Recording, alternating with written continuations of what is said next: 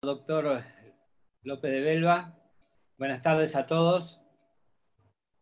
Mi nombre es Marcelo Scarpa, soy el secretario de la Federación Argentina del Colegio de Abogados y la Federación y la Comisión de Derechos Humanos me ha honrado con tener la actuación de moderador en este día tan importante y ante la magnitud de los oradores que tendremos el gusto de escuchar.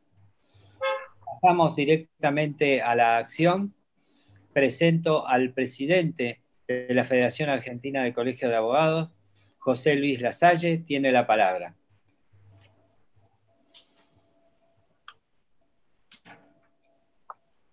Muy bien, muchas gracias Marcelo. Lo reitero mi saludo a todos los presentes. Para mí es un grato honor dar la apertura a esta charla, homenaje por el 72º aniversario de la Declaración de los Derechos Humanos ocurrido en aquel 10 de diciembre de 1948 por la Asamblea General de las Naciones Unidas. No me voy a explayar naturalmente sobre este tema tan trascendente en estos días, pero sí destacar y valorizar la oportunidad en que se dio la Declaración Universal de Derechos Humanos, a posteriori de la culminación de una guerra como pocas celebradas en la humanidad y que cobró millones de vidas humanas, además del ultraje a la dignidad humana en dimensiones jamás sospechadas. Soy un convencido que no existen homenajes válidos. En todo caso, si ellos no nos llaman o están dirigidos a llamar la atención y a la reflexión de todos los que podemos participar en ellos. Asombrados por aquellas atrocidades producto del desconocimiento y de la discriminación y de actos violatorios de los derechos humanos que hacían pensar, como dice el preámbulo de la Carta, sobre la conciencia de la humanidad, los más graves prejuicios. Cabe que sigamos a esta altura de los tiempos reflexionando sobre ellos y sobre la vigencia de los derechos humanos y las violaciones que se siguen reiterando al cabo del tiempo y que con la misma trascendencia y con la misma gravedad, quizás habituados a su ocurrencia, no nos llamen al mismo espanto. Yo valoro la actitud de cada uno de ustedes de estar presentes y participar de esta reflexión conjunta que por supuesto estará animada por la calidad de los disertantes que hoy van a hacer uso de la palabra. Sí, los invito a que sigamos en el futuro transitando por esta vía, sabiendo de que los esfuerzos siempre serán pocos en evitar que se siga. ¿Cómo se siente el olor a jazmín, chicas? Que nos duelen como seres humanos y que de alguna manera significan no solo la muerte civil, sino la muerte física de millones y millones de habitantes de esta familia humana a la que todos pertenecemos. Así que muchas gracias por vuestra participación y me adelanto a felicitar y a reconocer las disertaciones, las exposiciones que estamos dispuestos a escuchar con suma atención. Muchísimas gracias a todos. Gracias por sus palabras y por su intervención, doctor José Luis Lasalle. Déjame decir, Marcelo, ¿cómo no? No le guste a su destinatario, del reconocimiento de la mesa, de todos los componentes de la mesa de FACA al doctor Carlos López de Belva por ser un soldado, custodia de los derechos humanos y articulador de todas las acciones que la FACA emprende, siempre insuficientes en esta materia. Así que vale esta oportunidad para que ese aplauso simbólico y este reconocimiento le llegue al doctor López de Belva. Muchísimas gracias. Huelgan las palabras. Aplauso y directamente, sin mayores presentaciones, como digo yo, un paladín verdaderamente, un gran defensor de todos los derechos humanos, de los derechos humanos en general, de los derechos de los abogados y de los derechos de todos. Así que, Carlos, el auditorio es todo tuyo. Bueno, muchas gracias por esta exageración del afecto en que han incurrido el presidente y el secretario, que sí, me gratifica y me da ánimos para seguir aportando lo que me sea posible. Un nuevo aniversario. Gracias por tus palabras. No, al contrario. Decía que un nuevo aniversario de la Declaración Universal de los Derechos Humanos convoca a la abogacía organizada a una jornada de reflexión y renovación de su compromiso con esos derechos. Diciembre es un mes que para los argentinos y las argentinas y sus abogados y sus abogadas adquiere especiales dimensiones. Hoy se cumplen 43 años de los aciagos días en que familiares de detenidos y detenidas desaparecidos, reunidos en la iglesia de la Santa Cruz, infiltrados por un joven militar que años más tarde se rendiría en Georgia sin disparar un solo tiro, eran señaladas por él para ser secuestrados. Ayer se cumplieron 35 años de la histórica sentencia recaída en la causa 13, por la que por primera vez en la historia el Poder Judicial argentino condenó a los responsables principales del terrorismo de Estado. Hoy parece necesario destacar una vez más que ese pronunciamiento judicial, impulsado por un presidente con auténtica vocación democrática y por la movilización popular y los reclamos de las organizaciones de derechos humanos, fue un acto jurisdiccional ejemplar en que los genocidas gozaron de todas las garantías y fueron condenados por leyes vigentes al momento de cometer sus atroces delitos. Esos jueces se apartaron de la vergonzosa declinación de la Corte Suprema de septiembre de 1930 y de las complicidades por acción u omisión de posteriores al 24 de marzo de 1976. Renovamos hoy nuestro compromiso militante. Nos interpelan 30.000 detenidos desaparecidos, entre ellos y ellas profesionales del derecho, a quienes también evocamos hoy.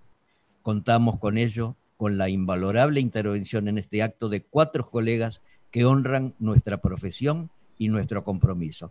Serán ellos presentados por nuestro secretario, el doctor Marcelo Scarpa. Muchas gracias.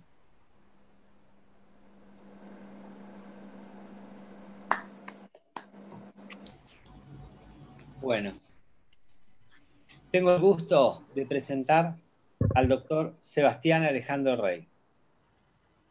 Una parte solamente de su extenso currícula: abogado con diploma de honor, Universidad de Buenos Aires, magíster en Derechos Humanos, Universidad Nacional de La Plata, doctorado en Derecho, Universidad de Buenos Aires, investigador adscripto del Instituto de Investigaciones Jurídicas y Sociales Ambrosio Gioia y director de proyectos de investigación entre el 2012 y el 2020. Es también profesor adjunto de Derechos Humanos, es director de la revista Debate sobre Derechos Humanos, es autor de 11 libros, 13 capítulos de libros y 34 artículos de revistas jurídicas. Vamos a darle la palabra y a tener el gran gusto y honor de escucharlo al doctor Rey. Bueno, buenas tardes a todos y todas. Me contaron hasta los capítulos de los libros ya, impresionante. Todo. Bueno, muchas gracias primero a Carlos por la invitación y a la FACA. en este Día de los Derechos Humanos que es tan importante para todos y todas, ¿no? Me propusieron que hable sobre la responsabilidad del Estado por violaciones de derechos humanos. Ahí uno siempre tiene la disyuntiva si centrarse en lo que son las violaciones de derechos humanos cometidas durante la última dictadura militar o hablar de todas las violaciones de derechos humanos. Yo creo que es importante hablar de las dos cosas, ¿no? Como siempre sostengo en los cursos en la facultad, el tema de las violaciones de derechos humanos por el terrorismo de Estado es algo que trabajé en mi tesis de maestría, en mi doctorado, en mis libros. De hecho, varias entrevistas que he hecho para el último libro que saqué el mes pasado tienen que ver con capítulos vinculados a la justicia transicional en la Argentina y lo que fueron las reparaciones por las graves violaciones de derechos humanos cometidas en el periodo 76-83, y uno podría ir un poco antes incluso, podría ir al 75, incluso 74, en algunas provincias. Ahí justo Carlos hablaba del caso de la iglesia de la Santa Cruz, ¿no? En realidad yo soy un abogado medio trucho, porque yo me recibí de abogado, saqué la matrícula y la inhabilité porque toda mi vida trabajé en Poder Judicial o Ministerios Públicos, entonces nunca ejercí la profesión de abogado. Pero bueno, me tocó la suerte de haber redactado el requerimiento de elevación a juicio del caso de las monjas de la iglesia de Santa Cruz contra Astiz y Acosta y compañía, así que fue una de las cosas más importantes que creo que hice en mi vida profesional. Ahí la veo a María Adela Antocolets. Daniel Antocolets era un profesor de Derecho Internacional importantísimo. Yo me acuerdo que en 2011, yo era muy joven, estábamos en un congreso de la Asociación Argentina de Derecho Internacional y yo propuse que le pongan el nombre de él como homenaje. Siempre en esos congresos ponen nombres de profesores de 2500 años que uno nunca los conoció. Entonces yo llevé un caso de alguien que era mucho más cercano a nosotros. No se imaginan el lío que se armó, no querían ponerle el nombre. Lo único que aceptaron es que hiciéramos, yo con mis 30 años, pronunciar una recensión al cierre del congreso, pero creo que es importante recordar a nuestros desaparecidos, a nuestros profesores de Derecho Internacional desaparecidos y a nuestros profesores de Derechos Humanos desaparecidos, ¿no? Pablo creo que igual después va a hablar un poco más de los crímenes de la dictadura y el rol del Poder Judicial, así que a mí me interesaría ahora hablar de un poco más también de las violaciones de derechos humanos de la democracia, ¿no? Hoy se está discutiendo el proyecto de ley para la interrupción voluntaria del embarazo. Creo que muchas veces nos olvidamos cómo la democracia no reacciona ante las violaciones actuales de derechos humanos que tenemos, la gran cantidad de mujeres que mueren haciéndose abortos clandestinos, ¿sí? Las violaciones de derechos sociales, las violaciones de la libertad de expresión, son todas cosas que también creo que es importante reflexionar al respecto, y voy a hacer algunas referencias, sobre todo teniendo en cuenta que, como siempre digo yo, generalmente la gente se enoja cuando lo digo, pero es la realidad. Todos los estados violan derechos humanos, todos los estados del mundo. No hay estado que no viole derechos humanos, algunos violarán más, menos, algunos violarán de manera más grave y sistemática los derechos humanos y otros no, algunos torturarán y otros no garantizarán el acceso a la salud. Pero no existe un estado a nivel mundial que no viole derechos humanos. Por eso me parece que es muy importante pensar en los métodos de reparación a las víctimas, ¿no? Creo que la víctima de la violación de derechos humanos generalmente es olvidada, incluso por los órganos de administración de justicia, y creo que es fundamental que los tres poderes del Estado trabajen de manera coordinada para lograr una pronta reparación de las víctimas. Cuando uno habla de violaciones de derechos humanos, siempre tiene que pensar en estas obligaciones del Estado de respetarlos y garantizarlos, ¿no? Y cuando uno dice que el Estado tiene que respetar los derechos humanos, ahí claramente está hablando que ninguno de los tres poderes del Estado los tiene que violar. Siempre se piensa que las violaciones de derechos humanos las comete solamente el Poder Ejecutivo y las comete principalmente la fuerza de seguridad. Y no es así, claramente no es así. Si uno tendría que hacer un ranking de violaciones de derechos humanos, hay muchos derechos sociales que son más violados que el derecho a la integridad. Solo que la reacción de la opinión pública, incluso nuestra, cuando nos enteramos de que a un niño no se le garantiza el acceso a la educación, o que una persona es torturada en una comisaría, se nos abren los ojos con la tortura en la comisaría. Sin embargo, son muchos más los casos de violaciones de derechos sociales que de integridad personal que ocurren en nuestros países. Creo que es fundamental el rol de los abogados y las abogadas en exigir de los miembros del Poder Judicial, y los tres poderes, no solo de los miembros del Poder Judicial, la realización del control de convencionalidad, ¿sí? Esa idea que la Corte Interamericana mencionó hace muy poco, pero que en el derecho internacional ya la conocíamos hace 40 años, ¿sí? era muy claro en el derecho internacional que los estados, una vez que ratifican un tratado de derechos humanos, tienen que adecuar su derecho interno para no violarlo, y no pueden invocar sus disposiciones de derecho interno para incumplir la obligación internacional. La Corte Interamericana le agregó no violar el tratado de acuerdo a cómo fue interpretado por el tribunal o por el órgano de aplicación. Esa sería la novedad, es decir, los tres poderes en la Argentina no solo tienen que respetar los tratados que la Argentina ratifica, sino como han sido interpretados por sus órganos de aplicación. Lo cual es sumamente complejo, porque imagínense que uno puede pretender que los jueces y juezas conozcan toda la sentencia de la Corte Interamericana, dudo que pase, pero uno podía pretender que ocurra porque están obligados a conocer el derecho.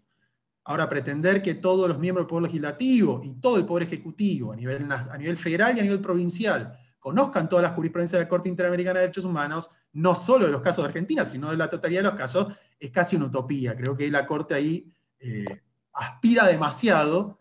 Sin embargo, creo que el deber del Estado y los órganos del Estado de realizar el control de convencionalidad para evitar la responsabilidad estatal es fundamental. Es fundamental al momento de sancionar las leyes, para evitar sancionar normas que violen los tratados. Es fundamental al momento de diseñar políticas públicas con perspectiva de derechos humanos, algo que cada día vemos más a nivel federal y a nivel provincial, pero que todavía cuesta mucho. Es fundamental cuando uno piensa el control de convencionalidad para garantizar el plazo razonable de duración de los procesos, no solo judiciales, sino también administrativos, ¿sí? Procesos administrativos que son eternos. Es fundamental cuando uno piensa, y los abogados se encuentran con esto todos los días, ¿no? Decisiones que no están fundadas. Y no me refiero al famoso 280, sino me refiero a sentencias que no están fundadas. Resoluciones judiciales que son dogmáticas, donde no se analizan las pruebas, donde los jueces y las juezas no contestan los argumentos de las partes. Bueno, eso no garantiza un deber de motivación de acuerdo a cómo están reconocidas las garantías judiciales en el derecho internacional de derechos humanos. Creo que el control de convencionalidad y el impacto que esto podría tener en la Argentina es una de las cosas más importantes que en la actualidad podríamos llegar a discutir. Con relación a la responsabilidad del Poder Judicial por las violaciones de derechos humanos, me parece que es algo muy reciente en la Argentina, si bien, de nuevo, para el derecho internacional público esto siempre fue obvio. A los jueces argentinos y a las juezas les costó darse cuenta que ellos podrían estar violando derechos, que sus sentencias violan derechos. Fíjense que la Corte Suprema recién en el 92, por primera vez lo hace en el caso de Mejía contra Sofovich, reconocerse como poder del Estado y con la facultad de evitar, con el deber de evitar la responsabilidad internacional del Estado a través de sus sentencias. Sin embargo, eso que pasa en el 92 y que cada día empezaba a tener mayores consensos, ¿sí? con ese hito que fue la sentencia de la Corte Suprema en el caso Espósito, donde la Corte reconocía el valor de la jurisprudencia de la Corte Interamericana de Derechos Humanos, desaparece de un plumazo en 2017 con el caso Ministerio de Relaciones Exteriores. ¿Sí? Un caso que, yo recuerdo, generó la aceptación casi unánime, de los profesores y las profesoras de Derecho Constitucional, cuando, sinceramente, creo que es un fallo cargado de errores, ¿sí? Repleto de errores, sobre todo en temas de derecho internacional, lo cual la propia Corte Interamericana se encargó de hacérselo saber a la Corte Suprema cuando saca la sentencia de interpretación del fallo Fontevecchia. Pero la Corte Suprema, con ese estándar de 2017 que hasta el día de hoy está vigente, porque no hubo un fallo de la Corte Argentina relacionado con el valor de la sentencia de la Corte Interamericana, la Corte dice que va a cumplir las sentencias prácticamente cuando quiera. Y abre la vía para que todos los magistrados inferiores también lo hagan. ¿Sí? La idea de que las sentencias son en principio obligatorias, y solo si son dictadas en el marco de las competencias de un tribunal internacional que los jueces nacionales van a revisar. Una cosa, un disparate para el derecho internacional. Imagínense que todos los jueces internacionales queden a merced de cualquier juez nacional que se le ocurra decir, no, me parece que la Corte Internacional de Justicia se equivocó cuando dictó sentencia. No vamos a cumplir. Pondría en crisis todo el derecho internacional. Pero bueno, ese estándar que tenemos en la Argentina es muy complicado. Por suerte no fue receptado por la mayoría de los jueces, si bien hubo casos donde, por ejemplo, yo recuerdo un fallo en la provincia de Corrientes, donde se condenó a un menor a prisión perpetua, pese a que la Corte Interamericana ya había condenado a la Argentina en el caso Mendoza y otros, diciendo que son incompatibles las perpetuas menores. En Corrientes aplicaron una perpetua justamente haciendo referencia al fallo Ministerio de Relaciones Exteriores de la Corte Suprema, ¿sí? Conocido como Fontevecchia, pero que es un oficio del Ministerio de Relaciones Exteriores. Creo que es muy peligroso eso. porque directamente ya ahí quedamos a merced de la interpretación que un juez nacional, provincial, haga del tratado, directamente, sin importar lo que el órgano de aplicación, ya sea la Convención Americana o el Pacto Internacional de Derechos Económicos, Sociales y Culturales, Pacto Internacional de Derechos Civiles y Políticos, cualquier, no me refiero únicamente al sistema interamericano, sino también al sistema universal. Creo que es muy, muy grave. También creo que en este Día de los Derechos Humanos tenemos que repensar un poco el rol del Poder Judicial en nuestros estados, ¿no? La vez pasada yo hacía referencia a que en las casi 40 condenas que tiene la Argentina en la Corte Interamericana de Derechos Humanos, en todos los casos la responsabilidad siempre ocurrió porque el Poder Judicial no reparó, ¿sí? Hay muchos casos como el de Fontevecchia que directamente la violación de derechos la hace el Poder Judicial, pero hay otros que la violación de derechos es por acciones del Poder Ejecutivo o por leyes sancionadas por el Poder Legislativo, pero que el caso fue judicializado, porque es una característica de los mecanismos de protección internacional, y los tribunales, ya sea provinciales o federales, no repararon, ¿sí? Consintieron la violación de derechos. Y uno se pregunta, ¿no? ¿Por qué cuando un abogado hace mal su trabajo, después viene la denuncia del colegio público y se hace en tribunales, y incluso se le saca la matrícula, pero cuando un juez no hace bien su trabajo, no pasa nada? Son muy pocos los casos de jueces y juezas sancionados por el mal desempeño de sus funciones, son muy casos los casos de destitución directamente de magistrados en la Argentina por mal desempeño de las funciones, y creo claramente que si un tribunal internacional está condenando al Estado en función de una sentencia dictada por un juez nacional, algo debería pasar, me parece, ¿no? Y en la Argentina no pasa nada. Si uno mira esos casi 40 casos, yo recuerdo un juez destituido, que en realidad no era juez, sino que era fiscal, que es el caso Garriga Baigorria, que Pablo debe recordarlo, que era el juez Nolo Berti, pero lo destituyen siendo fiscal porque él había ascendido, ya no era juez. Recuerdo el caso de Iván Torres en Chubut, pero renuncia antes del jury, es decir, muchos casos renuncian los jueces antes del jury, pero no existen casos de sanciones a magistrados y magistradas en función de la responsabilidad que se le ha reconocido al Estado por sus actos. Creo que eso es una deuda, creo que debería tenerse mucho más en consideración, porque eso haría que efectivamente después los jueces y las juezas realicen el control de convencionalidad con un poco más de seriedad, ¿no? Porque si no después es fácil pegar un par de párrafos hablando de sentencia de derechos humanos en la sentencia, y con eso están cubiertos. Y en realidad no, porque si después viene la condena contra el Estado, evidentemente no hicieron bien su trabajo. Y creo que por una cuestión de igualdad, si a todo el resto de los mortales, cuando hacemos mal nuestro trabajo, tenemos alguna consecuencia, debería pasar lo mismo con los miembros del Poder Judicial. Para terminar, no sé si estoy bien o mal con el tiempo, me parece que ya me estoy pasando, una breve referencia a las violaciones de derechos humanos de los particulares. ¿Estoy bien? Bueno, genial. Muy cortito. Dale. Muy cortito. La responsabilidad por violaciones de derechos humanos de particulares, ¿no? En gran medida, gran parte de las violaciones de derechos humanos se generan por actos de particulares, y ahí el Estado lo que termina fallando es en su deber de prevenir, ¿no? Y creo que ahí es donde el Estado tiene que hacer, y sobre todo el Poder Ejecutivo, tiene que poner muchas más energías, ¿sí? Diseño de políticas públicas para prevenir la violación de derechos humanos de particulares. Todo lo que queda del Poder Judicial, de lo que es investigar y sancionar con debida diligencia, lo dejamos para otro día, porque creo que eso está bastante más naturalizado. Sin embargo, creo que el deber de prevención de las violaciones, ¿sí? Esta idea de cuando el Estado toma conocimiento del riesgo de que particulares violen derechos humanos y no hace nada para prevenirlo, es una de las deudas de la democracia. Ocurre frecuentemente en los casos de violencia doméstica, ¿sí? En los casos de violencia de género. Muchas veces el Estado conoce la situación de riesgo y sin embargo no toma las medidas eficaces para evitar que la violación se produzca. Y reacciona tarde, reacciona cuando ya la mujer está muerta o cuando ya la situación es insostenible. Entonces creo que pensar las violaciones de derechos humanos implica no solo pensar las violaciones de derechos humanos cometidas por el Estado, sino también repensar el rol del Estado en aquellas violaciones de derechos humanos cometidas por particulares. Sí, esto recuerdan esa referencia de la Corte Interamericana de la Opinión Consultiva 18, cuando hablaba de las obligaciones de derechos humanos en términos horizontales y verticales, ¿sí? Estaba hablando de derecho del trabajo principalmente. Si bien es el Estado el que tiene el que asume las obligaciones con los tratados, el empleador no puede hacer cualquier cosa, ¿sí? Recuerdan que estaban hablando de los trabajadores migrantes indocumentados.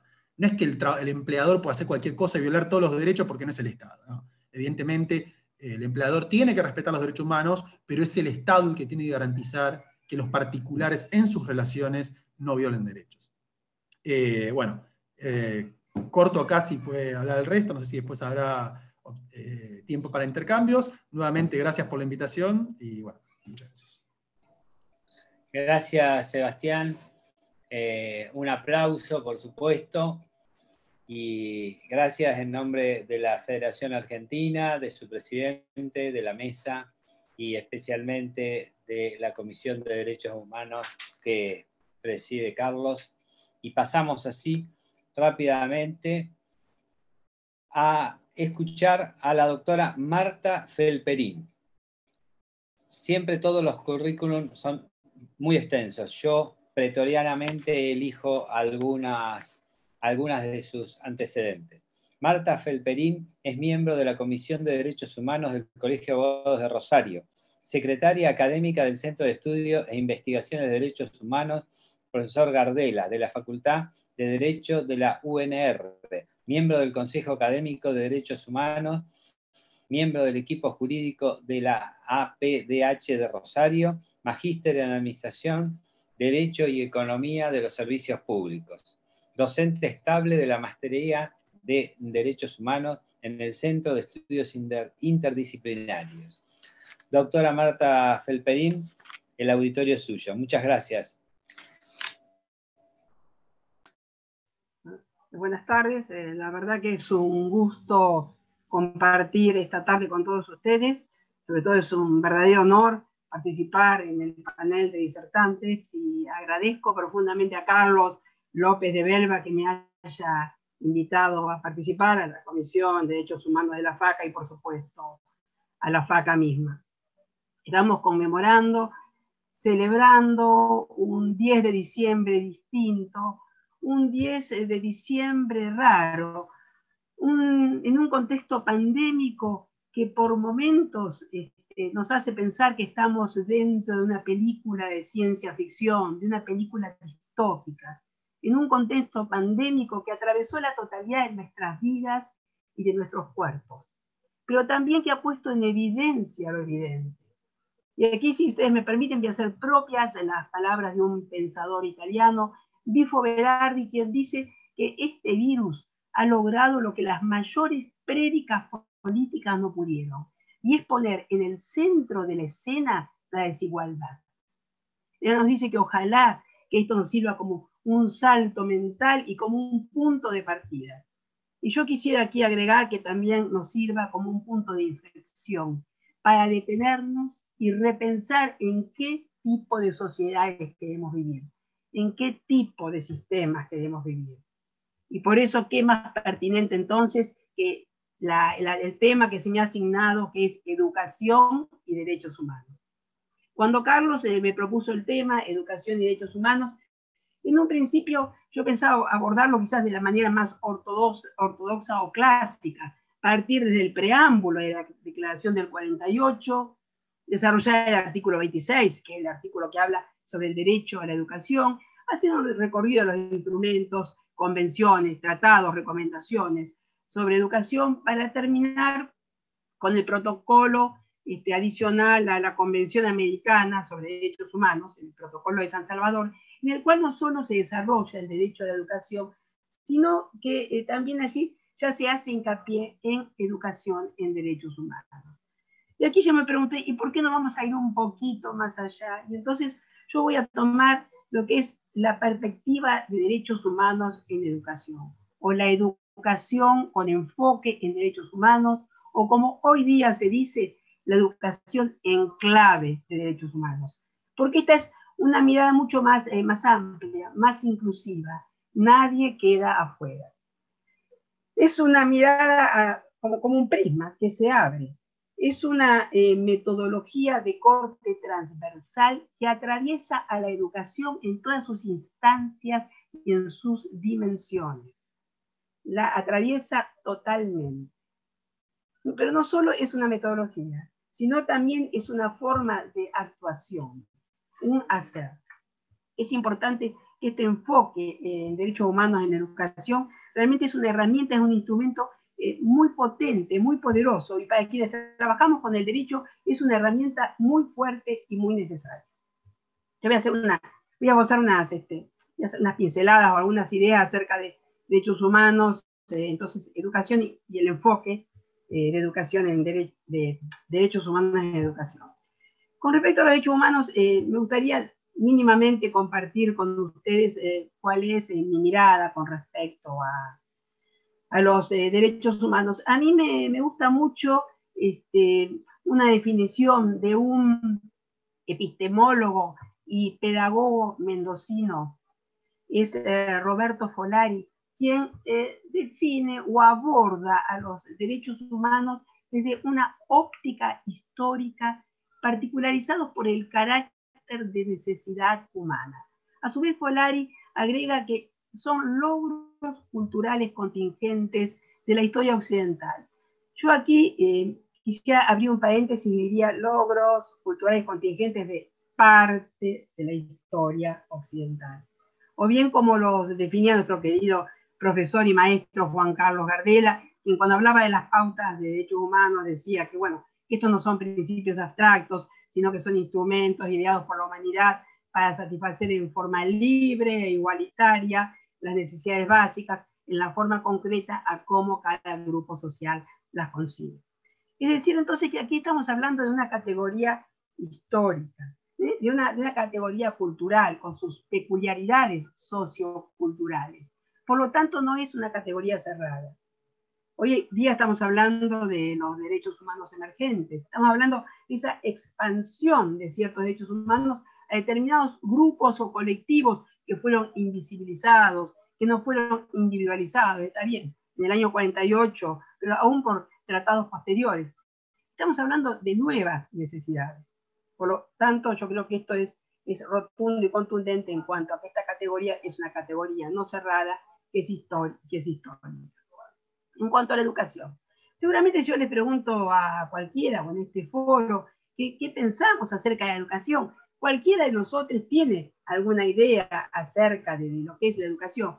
En general, en primera instancia, se nos aparece la educación formal. La educación formal como la organización escolar, ¿no? Lo que organiza el sistema escolar organizado por las sociedades. Técnicamente podríamos decir que es el aparato estatal que conforma los sistemas educativos y sus articulaciones administrativas políticas. Pero lo importante, y yo agrego que también estas articulaciones son producto del resultado histórico. El resultado histórico de ciertas confrontaciones, acuerdos y tensiones más o menos visibles, más o menos naturalizadas de distintos proyectos, distintos intereses, distintas perspectivas ideológicas, culturales, de los diversos sujetos sociales, es decir, clases, grupos, sectores. Pero más allá de la educación como aparato, como dispositivo estatal, podemos hablar de la educación como proceso, como ese proceso sistemático, dirigido y encaminado al desarrollo multilateral o integral de los seres, de la persona humana, para que cumplamos determinados papeles en el sistema de relaciones sociales en los que nos encontramos inmersos. También este concepto amplio de educación también tiene un carácter histórico, concreto, clasista. Cada época, cada sociedad, cada clase prepara a las personas para que cumplan determinados roles en el sistema. Y por supuesto siempre, en cuanto a la medida que estas personas se apropian de la cultura de las generaciones que les han antecedido, para que puedan enfrentar los retos del momento histórico que les toca vivir. Es decir, entonces, que como proceso, y en este sentido amplio, la educación la podemos definir, ya sea, como dijimos, como el desarrollo integral de la persona humana, como un proceso de socialización, como apropiación de valores y saberes. En cuanto a transmisión de conocimiento a la población, conocimiento lo dejaría porque esto más que todo es instrucción, ya no sería educación. Y yo digo que todos estos son enfoques relevantes y complementarios, pero aquí también me voy a referenciar, como me referencié con respecto a los derechos humanos, en educación con Paulo Freire. Porque aunque Paulo Freire en su momento no nos hablaba del enfoque de derechos humanos en educación, pero Paulo Freire aplicaba el enfoque de derechos humanos. Él nos dice que no puede existir una teoría pedagógica implique fines y medios para la acción educativa que esté exenta de la concepción del ser humano y del mundo. Bueno, él decía el concepto de el hombre y del mundo. Él nos decía que la educación no es neutral. La educación, como cualquiera de las demás instituciones o los sistemas educativos de las instituciones sociales, se encuentra inmerso en el todo social. En ese todo social de nosotros constituimos nuestras subjetividades, donde nos constituimos como sujetos históricos, sujetos de la cultura. Y todas estas instituciones, por supuesto, están atravesadas por el poder. Y aquí Freire nos decía que la educación es política o no es. Es una afirmación muy potente, ¿no? La educación es política o no es. Él nos propone una educación problematizadora o dialógica, que implica, la educación dialógica implica esa educación como praxis, esa reflexión teorizante acerca de nuestras prácticas y acciones. Pero lo importante, y que acá realmente lo vinculamos con el enfoque en derechos humanos, él apostaba por un modelo de educación donde la diversidad cultural se constituya como un factor indispensable de la cultura. Nos habla de que no hay una sola lectura, sino varias lecturas del mundo. Y a mí me gusta mucho porque él le da la voz a los que llamaba los silenciados o los interdictados. Nosotros quienes defendemos la educación con enfoque en derechos humanos, por supuesto estamos defendiendo la educación inclusiva, la educación para todos, pero también la educación con enfoque en derechos humanos tiene por objeto el fortalecimiento de los derechos humanos. Implica educar para la inclusión, implica una educación donde todos podemos ser parte y partícipe de la comunidad, una educación emancipadora que persigue el logro de la igualdad de oportunidades para todos, que posibilite, bueno, esto es como mucho, ¿no? Pero que posibilite el disfrute de los bienes naturales y culturales, materiales y simbólicos, que empodere a cada persona. Y sí es importante que la empodere en el sentido de que cada persona se sienta un sujeto titular activo de derechos. Este empoderamiento que implica que las personas se sientan titulares y no beneficiarias, romper con las lógicas asistencialistas. En este enfoque de derechos humanos en educación no hay neutralidad, y acá también, acá parafraseando a Laura Pautasi, coincidiendo con Freire, no hay neutralidad. Lo que ella dice es que puede haber muchas veces cegueras u omisiones o invisibilizaciones con relación a cuáles son las condiciones estructurales en las que se desarrolla la sociedad.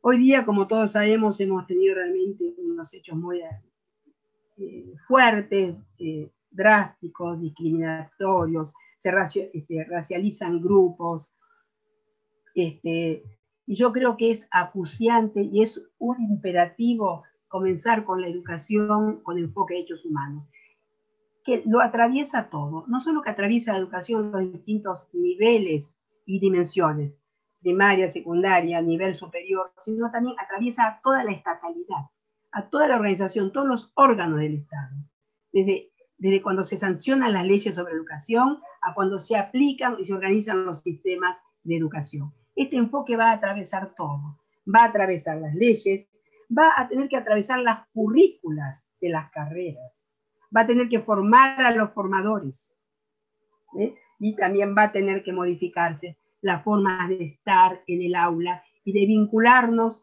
entre educandos y educadores. Para terminar y no hacerlo tan largo, yo quiero lo único hacer una breve referencia al rol del Estado en educación.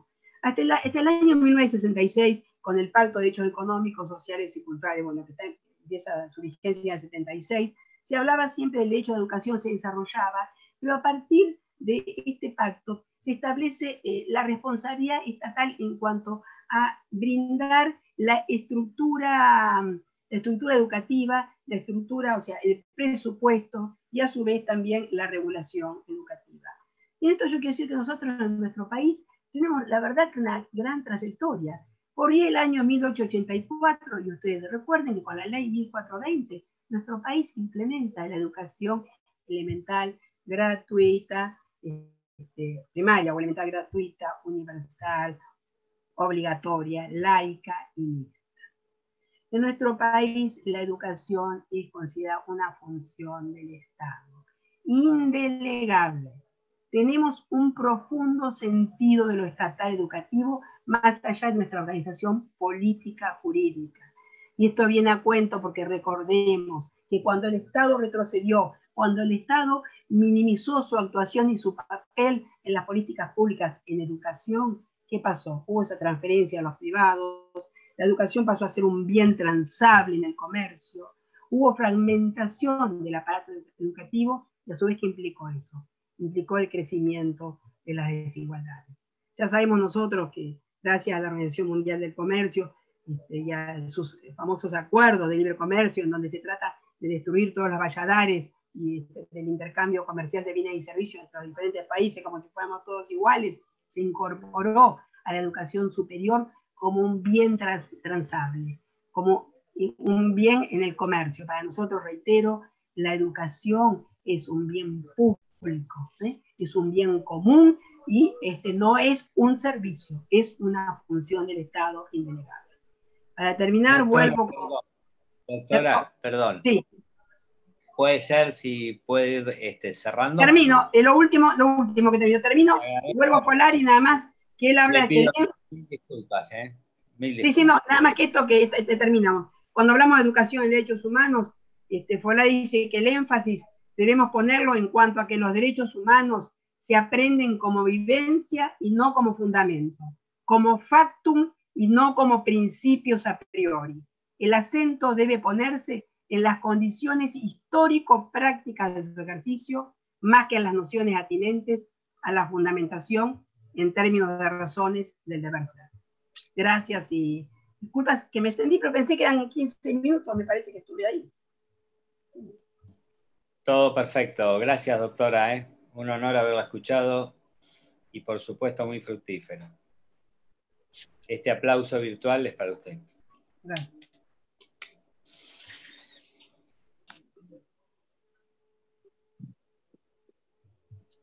Bueno, mientras tanto, voy a tener el gusto de presentar al doctor Pablo Gabriel Salinas, es juez de Cámara del Tribunal Oral Federal número 2 de Mendoza, doctor en Derecho y Ciencias Sociales, Universidad Nacional de Córdoba, 2008, magíster en Estudios Latinoamericanos en la Universidad de Cuyo, especialista en docencia universitaria, abogado, Universidad Nacional de Córdoba, procurador, Universidad Nacional de Córdoba, titular de la Cátedra Problemática del Control Social y la Violencia. Doctor, su señoría tiene la palabra. Gracias, Marcelo. Quiero agradecer especialmente a José Lasalle, a las autoridades de la Federación Argentina de Colegios de Abogados. Yo he ejercido durante 22 años la profesión antes de ser magistrado hace apenas un mes, así que me parece que es muy importante, así como es muy importante que haya jueces de carrera judicial, también es muy importante que haya jueces que hayamos ejercido la profesión. Me parece que los abogados no tenemos el lugar que deberíamos tener en la magistratura, y es una deuda pendiente de nuestra democracia. Y en mí yo encuentro representados... ¿Te llevo toalla? A muchísimos colegas que me lo dicen todos los días, colegas que vienen, y mi despacho por supuesto está abierto de par en par para todos los colegas, hasta con los quienes hasta hace un mes hemos integrado el Colegio de Abogados o he integrado el Colegio de Abogados de la provincia de Mendoza hasta que juré como magistrado. Con respecto a la temática que nos une y a la que me ha convocado alguien a quien hay que distinguir hoy también, que es Carlos López de Belva, porque se lo definió como un soldado, como un luchador, como un incansable luchador por los derechos humanos, y tengo el honor de conocerlo, admirarlo, respetarlo hace muchos años a Carlos, y poder dar fe ante todos los presentes de que efectivamente siempre ha luchado y en las más difíciles por defender a los colegas que se han visto afectados en la profesión, en sus legítimos derechos. Algo que deberían copiar muchísimos integrantes de muchísimos colegios nacionales e internacionales, es ese compromiso que siempre tuvo Carlos para en toda situación difícil anteponer la defensa del colega y la posibilidad de que el colega pudiera ejercer la profesión de abogado con las garantías necesarias y sin verse subyugado por nadie. Como tengo escaso tiempo y no quiero aburrir, después de los agradecimientos voy a ir muy rápido a lo concreto. Lo concreto es que estamos en un 10 de diciembre y estamos hablando de la Declaración Universal de Derechos Humanos. Allí pueden conseguir en cualquier librería este excelente libro que se llama La Invención de los Derechos Humanos, no sé si ahí lo alcanzan a ver, de Lee Hunt, que es una profesora de historia, donde explica en la página 115 muy bien por qué las declaraciones son importantes. Y habla de la declaración, específicamente, de la Declaración del Buen Pueblo de Virginia, de la Declaración de los Derechos y Deberes del Hombre en Francia, y de la Declaración Universal de los Derechos Humanos. Y después, hace muy poquito, ha salido mi Manual de Derechos Humanos, con prólogo de Raúl Zaffaroni, que rescato a Norberto Bobbio. Y ustedes me dirán, Norberto Bobbio es viejo, no está de moda, no es actual. Norberto Bobbio está presente siempre. Norberto Bobbio, ¿qué decía? Este gran filósofo. Decía, con la Declaración Universal de los Derechos Humanos se terminó el problema de la fundamentación de los derechos humanos. ¿Por qué? Porque los positivistas que querían un instrumento, bueno, ahí lo tienen. Y los naturalistas que querían principios, bueno, ahí los tienen. Y además son unánimes. Es decir, no hay una sola nación del mundo que no haya adherido a la Declaración Universal del 10 de diciembre de 1948. Entonces, la más supina ignorancia es la que llevan adelante aquellos que atacan el concepto y el paradigma de los derechos humanos. Porque simplemente rescatando la Declaración Universal podemos darnos cuenta del impacto y del valor que tienen los derechos humanos en el mundo. Y vamos a otro punto también central de mi exposición. ¿Quién la impulsó a la declaración? ¿Saben ustedes quién la impulsó? Eleanor Roosevelt. Eleanor fue la primer presidenta designada por el presidente Kennedy después de la Oficina de la Mujer, que hoy le llamamos acá Oficina de la Mujer, a la que se creó en el ámbito de la Corte, y que esperemos que eso crezca y avance, pero fíjense la importancia del rol central de una mujer en el impulso a la Declaración Universal de los Derechos Humanos. Y a lo que ha sido la historia de los derechos humanos. Pero además, fíjense, porque en el título de mi ponencia era y es la responsabilidad del Poder Judicial. Entonces, para no irme muy lejos, hacemos una pequeña síntesis. La importancia de la declaración es la Declaración Universal, la unanimidad de los derechos humanos unánimemente, el valor de Eleanor Roosevelt en esa declaración, que incluso tuvo que sacarle mecanismos de exigibilidad para conseguir unanimidad. Y para mí es un valor mayor todavía, porque consiguió la unanimidad.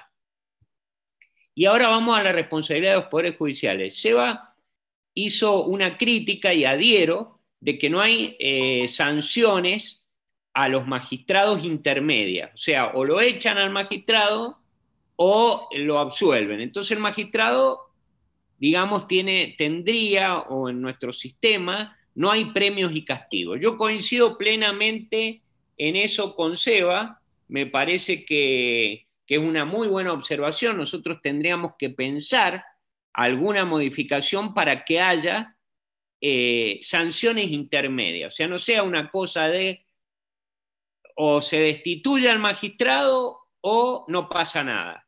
Tiene que haber una progresividad, porque cuando haya faltas, de acuerdo a la gravedad que ellas tengan, tiene que haber una sanción acorde. Somos abogados. Es el principio clásico de Ulpiano de dar a cada uno lo suyo y de equidad. O sea, tiene que haber eso.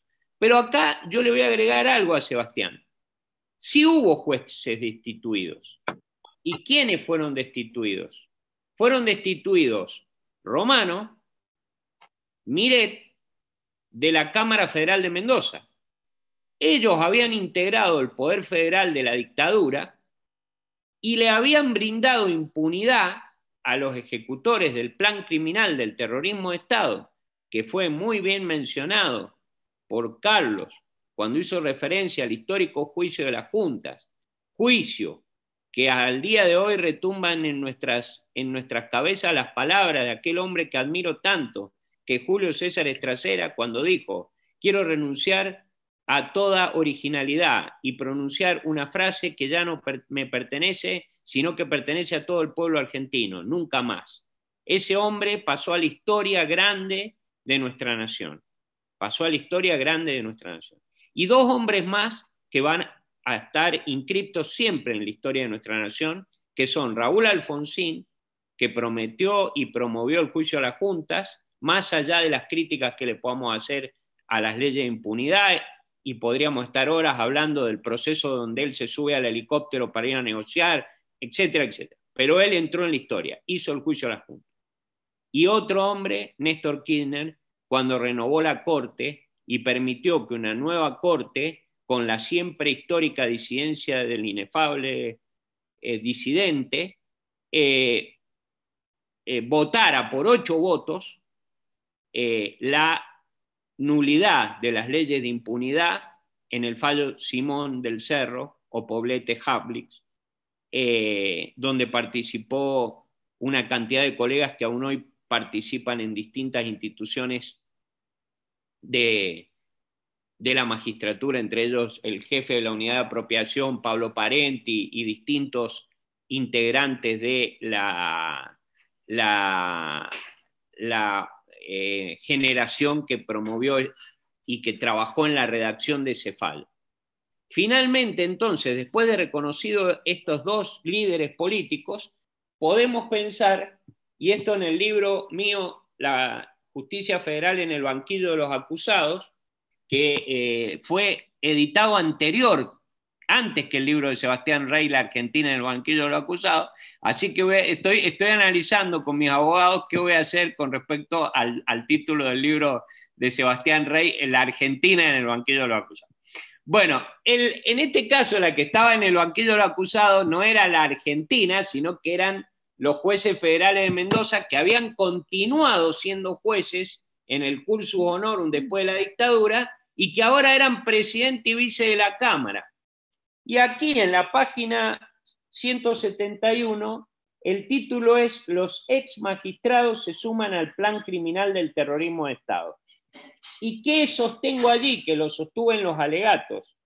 Según Ana Haren, en el estudio del caso Eichmann, sobre la banalidad del mal, en el libro Eichmann en Jerusalén, insiste en que la elección moral sigue siendo libre, incluso en el totalitarismo. Y por lo tanto, Eichmann tomó libremente la determinación de sumarse al plan del nazismo.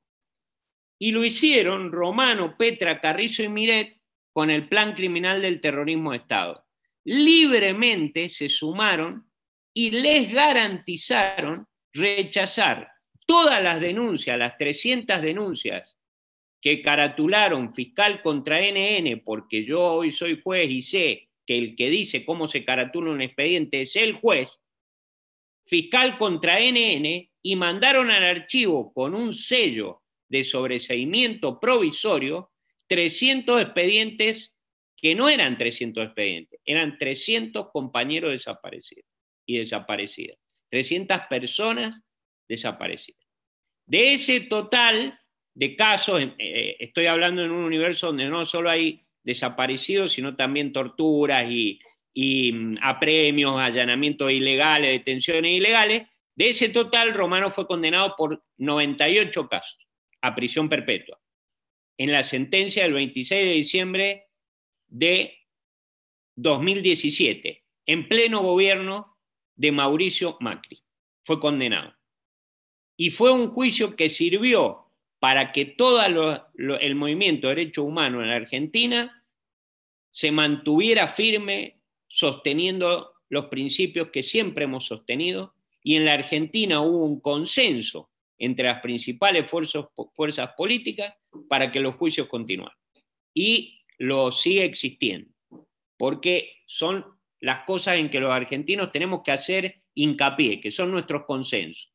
Los juicios a los represores, la política y la problemática de género, la política y problemática del ambiente. Y finalizo diciendo que al ser condenado Romano, que su argumento era que él no era competente, pero él, como tengo acá en la página 88 de mi libro, él se declaraba competente, con un sello que está acá, y decía que él era competente y le pedía al juez, que era Miret, que se declarara competente. Y en acto seguido, en un párrafo decía, declárese competente y sobresea el expediente. Y Miret, ¿qué hacía? En una resolución armada a máquina que era fotocopiada, lo mismo. ¿Qué significa esto? Campo algodonero. Y acá termino, a las 18:10 termino, me queda minuto y medio. Campo algodonero, la Corte Interamericana dijo que la repetición de actos de impunidad llama a que se sigan cometiendo. ¿Por qué? Porque en Campo algodonero mataban mujeres pobres y no había justicia, era como si no hubiera ocurrido nada. En Mendoza secuestraban a jóvenes militantes y no pasaba nada porque la justicia federal miraba para otro lado. Y Romano, el otro argumento defensivo de Romano, Miret y demás, Romano dijo, bueno, pero a mí no me pueden destituir porque yo, cuando fueron los hechos, era fiscal y ahora soy juez. A mí me tendría que haber hecho un procedimiento el Ministerio Público, no la Judicatura. Bueno, el mismo tema que Menéndez y Videla cuando dijeron que a ellos no los podía juzgar la Cámara de Apelaciones de la Capital Federal, integrada por los jueces que dictaron la sentencia en juicio de la Junta, que no me hace falta nombrarlo, pero sí destacar a la figura de Julio César Estracera, a la Declaración Universal de Derechos Humanos y a los jueces que fueron condenados en Mendoza a prisión perpetua por haber sido cómplices y haberse sumado libremente al terrorismo de Estado y al plan criminal del terrorismo de Estado. Porque la desaparición forzada, como el secuestro extorsivo, sin complicidades judiciales y policiales, es muy difícil llevar a cabo. Muchas gracias, estimados colegas. Bueno, excelente. Pablo. Disculpas, Marcelo, si me pasé.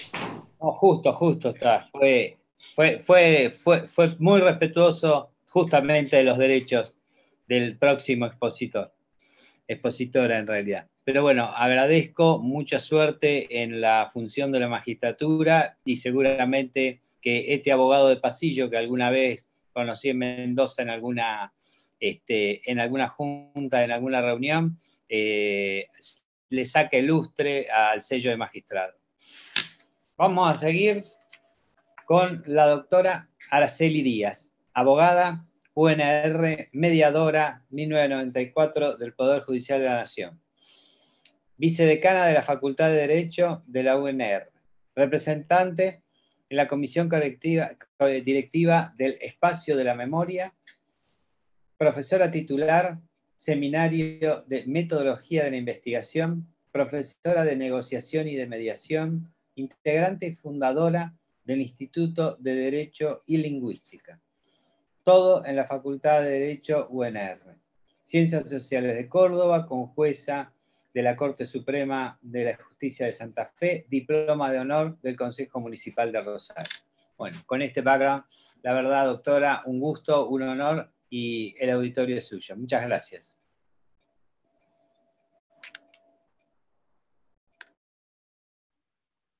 Bueno, buenas tardes a todos y a todas.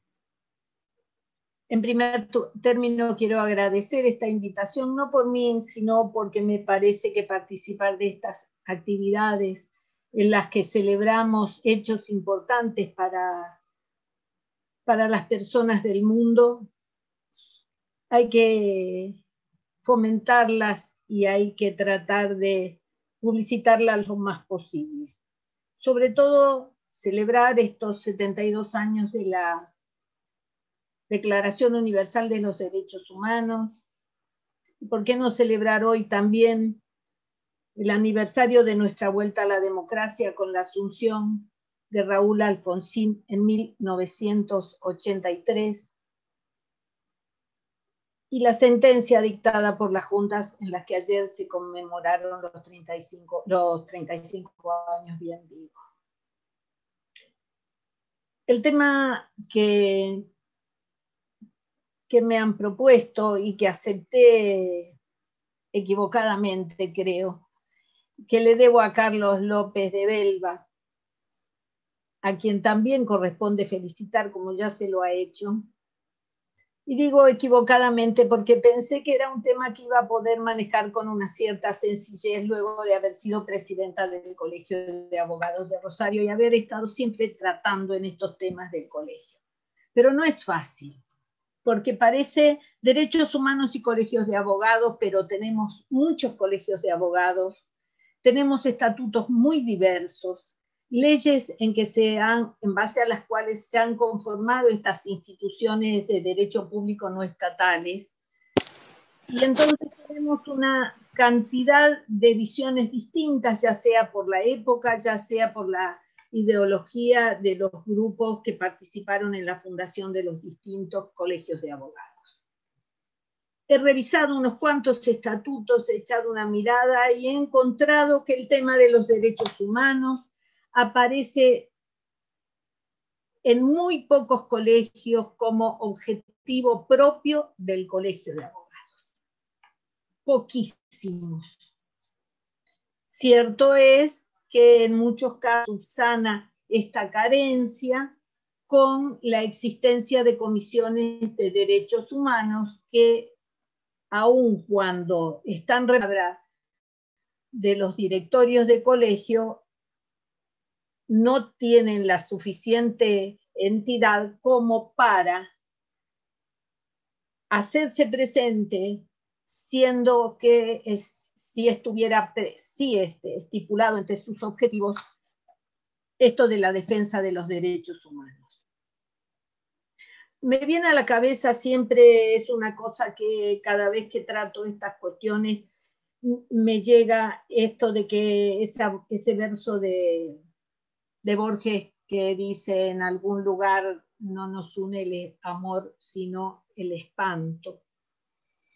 Y entonces tengo para mí que hay como una suerte de paralelo entre la Declaración Universal de los Derechos Humanos y lo que pasó en nuestro país con los derechos humanos a partir también de una situación terrible como fueron las dictaduras desde los años 66 y el año 83 con un breve interregno en el 73. En los dos casos veníamos del horror y creo que esta fuerza que han tomado los derechos humanos, en la que los colegios de abogados se han embanderado, es el resultado precisamente de esas situaciones horribles que vivimos. Esta es la conformación de los derechos humanos por parte de todas las personas, un hecho que está en constante tarea de crecimiento, una necesidad que crezca, está inacabada, pero siempre estará inacabada, porque nunca podemos decir aquí se terminó. He visto en los estatutos de los colegios las cosas comunes, como por ejemplo la matrícula, el consultorio jurídico gratuito, tener una biblioteca jurídica, todas estas cuestiones, y la defensa de los abogados en el libre ejercicio de la profesión. También tenemos una normativa que nos interesa en este caso, que son las 100 reglas de Brasilia, que ha aceptado la Corte de la Nación y de algunas provincias, entre otras la mía de Santa Fe, que nos posibilita y nos obliga como institución al Colegio de Abogados y a los abogados en particular para colaborar en este tema, que es el de el acceso a la justicia de los grupos vulnerables. Escuchaba recién al doctor Salinas que decía que habría que hablar también del Poder Judicial y que tendría que haber un sistema de sanciones, lo que también es cierto. Estuve pensando que nuestro país, como todo el mundo, en distintos países con distinto grado, pero en nuestro caso particular, nosotros y nuestros países vecinos, que sufrimos el Plan Cóndor, podemos enunciar enorme cantidad de violaciones a los derechos humanos que tienen nombre de delito: asesinatos, desapariciones, apropiación de niñas y niños, detenciones arbitrarias, torturas y otros tratamientos inhumanos, la inexistencia del Estado de Derecho, la violación de los principios de la Constitución Nacional, los robos, el encarcelamiento, exilios forzados, prohibiciones, censura y vigilancia. Todo amedrentamiento con un objeto muy claro de disciplinar lo social y lo político. Voy a decir con dolor, porque yo soy una vieja abogada, que he visto con mis propios ojos y he padecido que las violaciones de derechos humanos en algunas oportunidades han sido no respetadas en su defensa por los colegios de abogados, que han sido a veces cómplices, a veces distraídos y otras veces solo han tenido una tibia actividad en beneficio de los propios abogados víctimas del terrorismo y también de los derechos humanos de toda la población. Las defensas en determinadas épocas, en mi recién graduada abogada, gobierno de Onganía, fueron hechas por abogados por fuera de los colegios. Hubo agrupaciones de abogados, la Gremial de Buenos Aires, la agrupación de abogados de Rosario, la de Santa Fe, en Paraná, en Córdoba, la Gremial. Abogados de muy diversa ideología que se unían para defender a personas a las que se les vulneraban los derechos y que en realidad no miraban a qué grupo político podría pertenecer esa persona para hacer su defensa. En la Gremial de Abogados se denominó, se organizó a partir de una reunión importante que hubo en Buenos Aires en 1972, con representantes de todo el país, en un Congreso Nacional de Abogados denominado Néstor Martins, en homenaje a ese abogado desaparecido junto con su cliente, Centeno, a los que secuestraron por la calle. Centeno trató de defenderlo y también se lo llevaron y los dos permanecieron desaparecidos. Aún en ese momento tuvimos una gran movilización de abogados sin ningún éxito.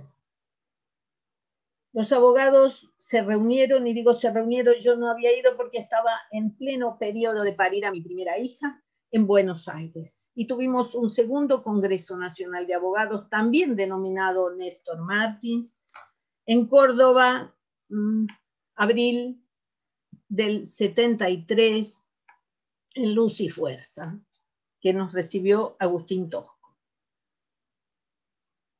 En ambos casos se han tratado los temas que hacían a eso, a la defensa de los derechos, a la defensa de los derechos humanos.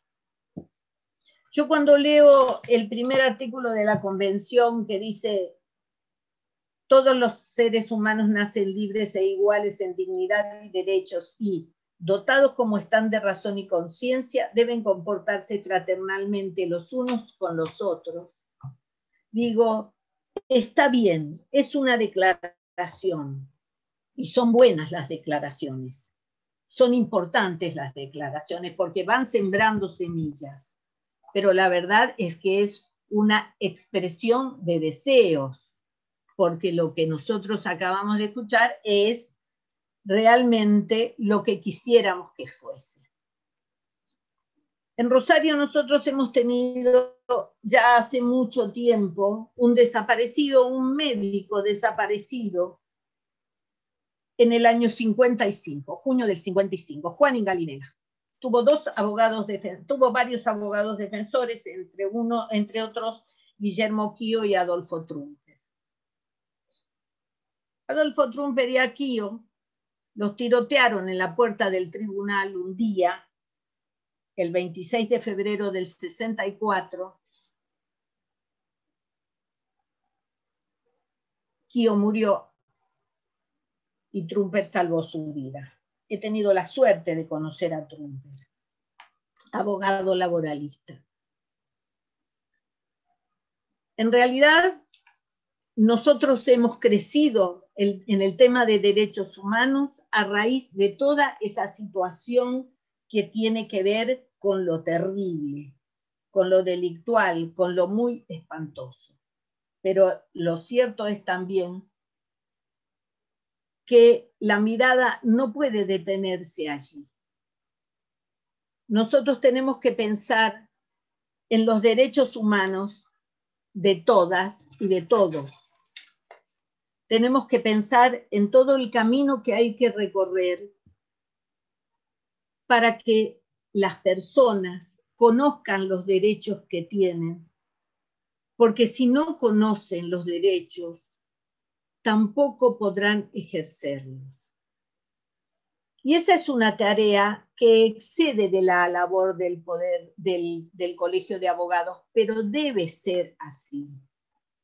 El colegio tiene que hacer algo para la publicidad, porque toda la actividad del ser humano está vinculada con los derechos humanos. No hay nada de lo que hagamos que no sea propio de los derechos humanos. En alguna de todas esas convenciones, tratados que existen a partir de esta que hoy celebramos y que se corresponde, cuando lo miramos, a veces lo he pensado así, en ese paralelismo que a veces noto como con la declaración y nuestra actividad en pos de los derechos humanos, está ese número horrible de crímenes y de personas que fueron muertas por el Tercer Reich, 6 millones de judíos, pero unos 5 millones más, que se corresponden a los que hoy tenemos como convenciones especiales. Las personas con dolencia mental, las personas con dolencia física, las personas con dolencias sensoriales, las personas homosexuales, los que eran de otras religiones. Nosotros hoy tenemos convenciones para todas esas personas que también fueron exterminadas durante la Segunda Guerra. Ahora te... Y esto supone una responsabilidad que no es exclusiva y excluyente de los abogados, porque se corresponde a toda la sociedad. Mucho de la defensa de los derechos humanos ha corrido siempre por otros organismos. Estoy un poco corta de tiempo, pero yo quería, por esto del Poder Judicial y esta cuestión vinculada a esta mirada alejada de la realidad. En el caso de Felipe Rodríguez Araya, abogado secuestrado, mutilado, torturado y muerto en 29-30 de septiembre de 1975, nuestro colegio se propuso participar en el juicio que se estaba llevando en los tribunales federales. Y entonces, por unanimidad del directorio, que en nuestro caso no es de lista única, sino que tiene minorías, por unanimidad se decidió pedir a participar como querellantes. Y nombramos 4 abogados, de los cuales 2 se presentaron a ese pedido. La doctora Carmen Maydaga y la doctora Adriana Tripelli. Y el juez federal,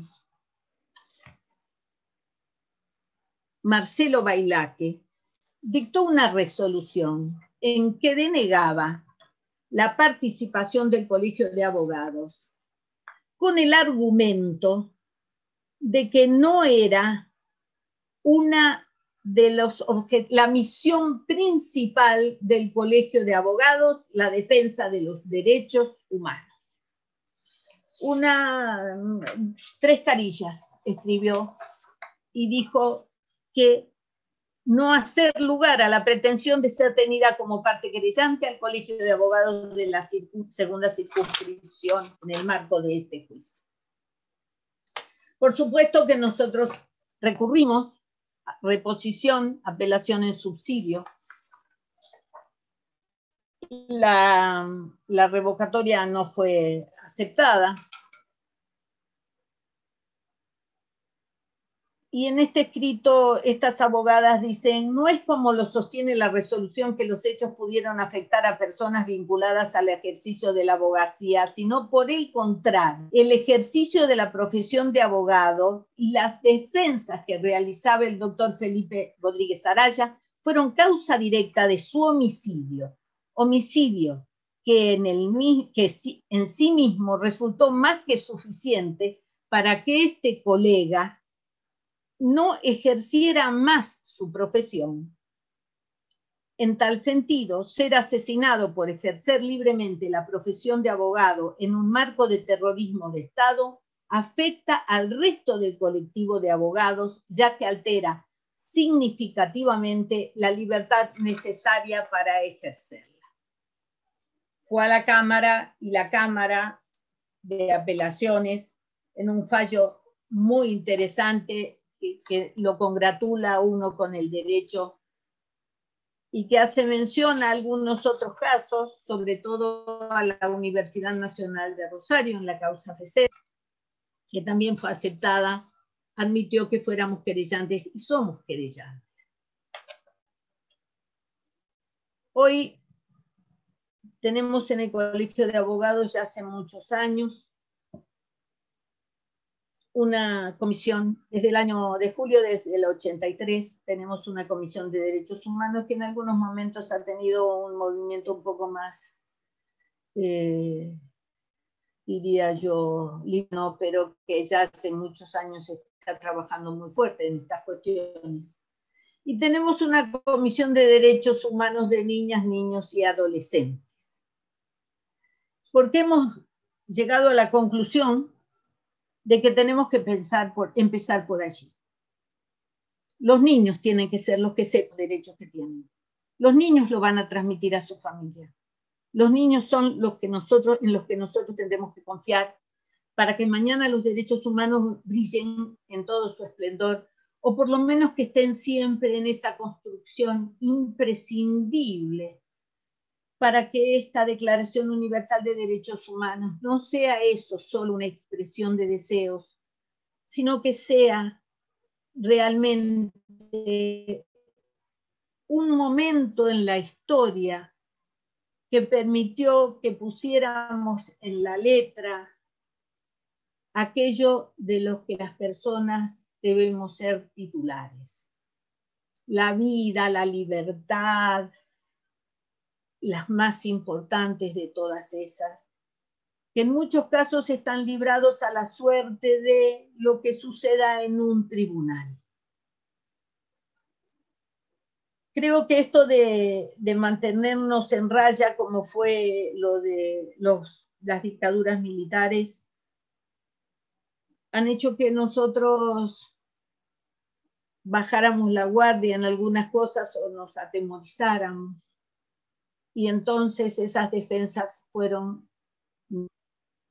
Guardo para mí en la memoria algunos colegas que he tenido en gran estima y que solamente han sido modelos de abogados, muchos de ellos de Buenos Aires, porque en la época de Onganía se armó un modelo de procedimiento penal para todas las causas del país en esa cámara, no sé cómo se llamaba formalmente, pero que todos nosotros le decíamos el camarón, en donde se juzgaba a todos los que ellos consideraban que tenían que elegir y los procesaban en Buenos Aires, de modo que la gremial de abogados trabajó muchísimo en esas defensas, sobre todo los de Buenos Aires.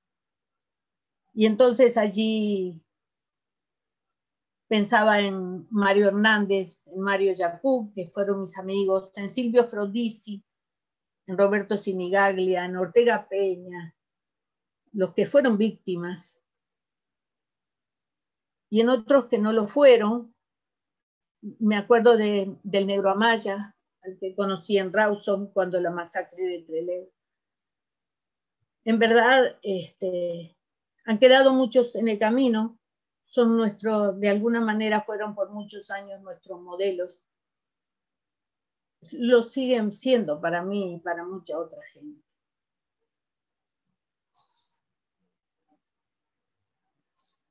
Yo creo que los colegios debemos empeñarnos en la tarea. Por eso me gusta que Carlos López de Belva esté donde está.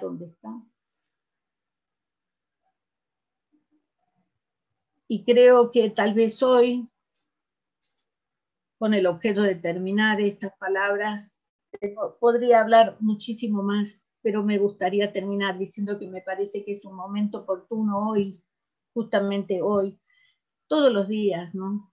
Pero en especial hoy, para ratificar el compromiso que tenemos los abogados con la libertad, con la democracia, con el Estado de Derecho y con la vigencia irrestricta de los derechos humanos. Nada más. Muchas gracias, la verdad, espectacular, doctora Araceli Díaz.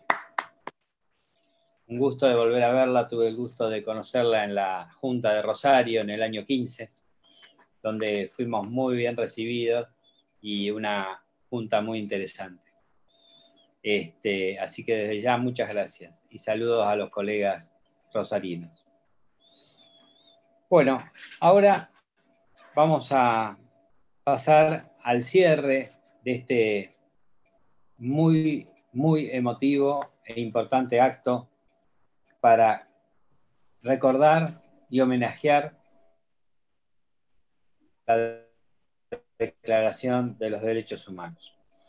Cierra la doctora Eloísa Raya de Vera, abogada, diploma de honor, magíster en Relaciones y Negociaciones Internacionales, magíster en Relaciones Económicas Internacionales en la Universidad de Barcelona, graduada también en la Universidad de Zaragoza como diplomada en Derechos Humanos, diplomada en Protección Supranacional de Derechos Humanos, diplomada en Teoría y Práctica de la Integración Regional, diplomada en Propiedad Intelectual, doctorada en Ciencias Jurídicas, profesora titular de Derecho Internacional Privado y de Integración. Autora de varios artículos de su especialidad, investigadora, gran colega, gran abogada y especialmente gran amiga, y yo amigo también de su marido Manfredo, que acá está mirando, desde el cual te mando un abrazo. Bueno, Eloísa, escuchamos todo tuyo el auditorio. Bueno, gracias Marcelo. Te había mandado un mensajito y dije, simplemente miembro de la FACA es suficiente. Muy difícil, ya está, con eso ya está. Es muy difícil hacer un cierre después de la doctora Araceli Díaz, muy emotivo la verdad. Desde ya un agradecimiento de parte de la FACA al doctor Rey por su exposición, a la doctora Marta Felperín, al doctor Pablo Salinas y a la doctora Araceli Díaz. Magníficas exposiciones. A mí me gustaría terminar, 5 minutos les pido nada más, haciendo como una especie de conclusiones en base a sus exposiciones y empezar por mencionar que la Declaración Universal fue la manifestación de que la diferencia cultural no era un impedimento para construir un instrumento válido universalmente. Ese crisol de culturas puede observarse ya en el artículo primero, en 2 términos específicos del artículo primero, que es razón, representante de Occidente, y conciencia, representante de Oriente. Nadie puede discutir hoy la validez de la Declaración Universal, a pesar de ser una declaración que ya ha devenido costumbre internacional. Esa base tan fuerte que ha constituido la Declaración Universal permitió construir un sistema universal también muy fuerte, aunque faltan cosas por hacer y que ustedes han mencionado. Falta trabajar en el reconocimiento de los derechos de tercera y de cuarta generación, falta trabajar en la faz de la efectividad. No nos olvidemos que el sistema universal no tiene un tribunal con competencia exclusiva en derechos humanos a los cuales puedan acceder los particulares. Es decir, si bien están los comités de expertos que emiten recomendaciones, bueno, por supuesto eso no tiene el rango de sentencia. Entonces, habría que trabajar en el sistema universal en este sentido. El otro día estaba leyendo una obra que recomiendo del doctor Rosati, actual miembro, todos sabemos, de la Corte Suprema de Justicia de la Nación, que se llama El Código Civil y Comercial desde el Derecho Constitucional. Y allí el doctor Rosati claramente expresó qué valor le da a las sentencias de la Corte Interamericana de Derechos Humanos. Dijo que aquellas sentencias de la Corte Interamericana en las cuales el Estado ha sido parte son obligatorias. Por supuesto, con las salvedades que mencionó el doctor Sebastián Rey, ¿no? Ese análisis que efectivamente va a hacer la Corte con posterioridad. Y aquellas sentencias de la Corte Interamericana en las que el Estado argentino no ha sido parte, deben tenerse en consideración, es decir, tienen un valor para Rosati de vinculación potencial. Eso explica mucho el fallo Fontevecchia. Y explica mucho cómo viró la Corte Argentina después de la incorporación de Rosati, ¿sí? Es decir, yo no sé, después lo discutiremos, doctor Rey, pero bueno, yo le atribuyo una gran autoría a Rosati del fallo Fontevecchia. Y imagínense si entonces las sentencias de la Corte Interamericana, que para Rosati no tienen efectos erga omnes, ¿qué valor va a tener una recomendación del sistema universal, del comité de expertos? Digo, ninguno. Realmente nos hemos colocado en un lugar del cual deberíamos salir, y esta es otra de las reflexiones, ¿no? ¿En qué lugar estamos hoy en la República Argentina? Y creo que habría otro desafío por trabajar, y que lo mencionó la doctora Díaz y lo han mencionado el resto de los disertantes, y es que no existe esa conciencia del litigio en materia de derechos humanos. si nosotros tomamos como pauta cuál es la cantidad de sentencias, perdón, la cantidad de denuncias que llegan al sistema europeo, son 200.000 al año, ¿cuántas denuncias llegan a la Comisión Interamericana? Apenas un 10%. ¿Qué pasa ahí? Y no es que no haya violación de derechos humanos en América, y ustedes lo acaban de mencionar, hay mucha violación. Entonces, ¿qué sucede ahí? Creo que, bueno, falta esto de trabajar en la conciencia de que los abogados podemos litigar ante el sistema interamericano.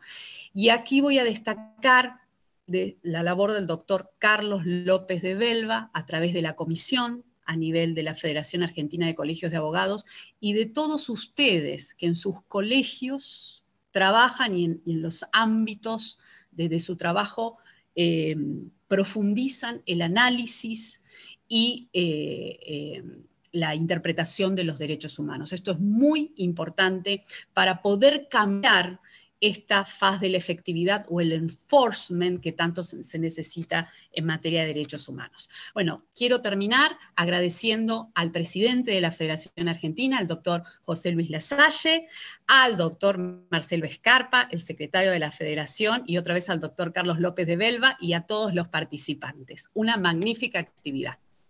Nos despedimos con un aplauso. Nos despedimos con un aplauso. Mutense.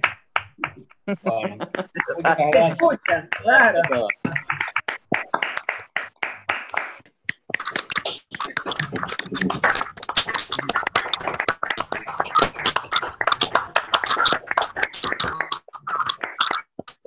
Abrazo a todos. Muchísimas gracias. Espectacular las exposiciones y también la audiencia. Un abrazo grande.